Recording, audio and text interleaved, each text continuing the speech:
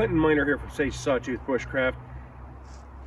Not long ago, a good friend of mine pointed out a podcast, really the first podcast I've ever listened to. It was Elk Talk, and it was an episode concerning a trip that the guys who do Elk Talk had gone up to an island in Alaska and shot an elk on that island. And they talked about how desperate they were to be able to get fire going. The follow-up podcast, which is the second podcast I listened to, talked about a guy who got out, got disoriented, and didn't have a way to start a fire, and really was only saved because he stumbled onto some other hunters who were able to get him out and to a hospital where he was suffering from hypothermia. Given those circumstances, I really felt like I needed to do a little more focus on something that would provide, as close to being possible, a sure shot way of getting a fire going. And so what we're going to do is we're going to talk about a fire kit we've been putting together here at Sage Sawtooth Bushcraft that incorporates a number of the methods of not only starting a fire, but maintaining a fire long enough to dry out some tinder, dry out some wood, and keep things going. We're going to go through and discuss the contents of this pack, describe what's in there, what each of them will do for you as far as function, and we will look at how well they function, how long they function. So stay tuned.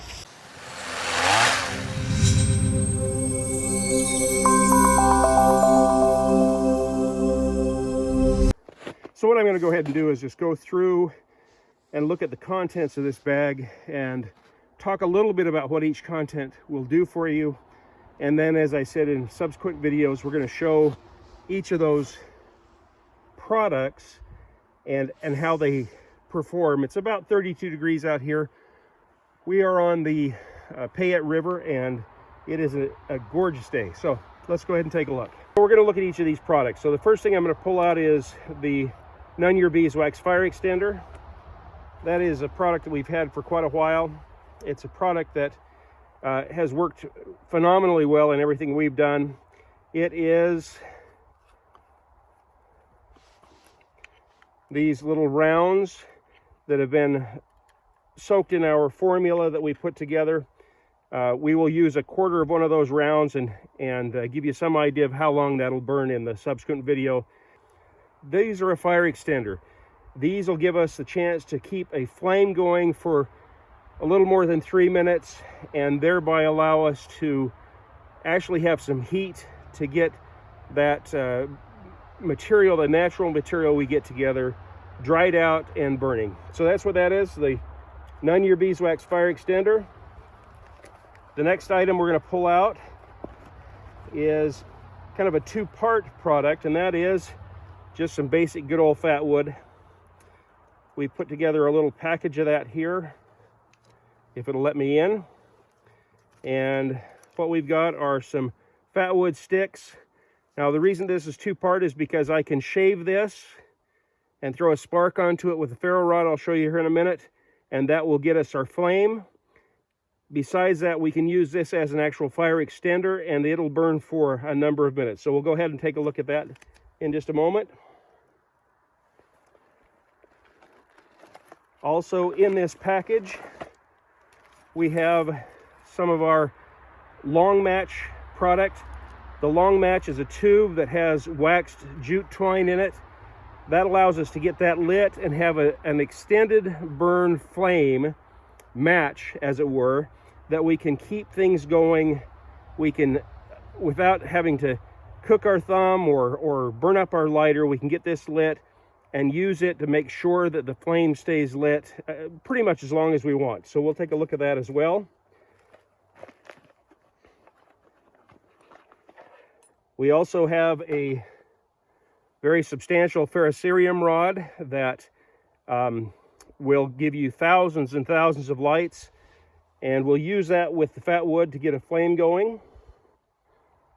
We have another product here that I really haven't discussed in any detail. It's called a pocket billows, and what you do is you simply extend this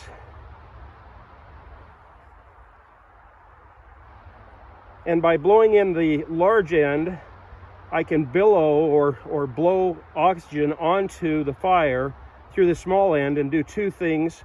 One of those is it concentrates that, and it also gives me a much better aim of that. In addition, I don't have to bend over to do that, so I shouldn't get as lightheaded as I'm doing that. So that's another piece of the fire building kit that's in this fire kit. And finally, this is a tin that is a little different than some of the tins we use. Most of the tins we use are kind of like the Altoid tin, and the problem with those is that they do not seal. The back hinges are an actual opening to the content. And so what I've got here is a tin that actually just seals on itself. In that tin, I have some survival matches, storm-proof matches, you might say. Some of them are just some longer burning matches. Some of them are the actual Yuko storm-proof matches that will burn for a long time and also won't blow out in wind and are waterproof as well. And then really what every wise person goes to, your basic Bic lighter to light these things. And the final thing I have in the package, I think I said that was the final, but I think there's one more thing. We're going to take a look.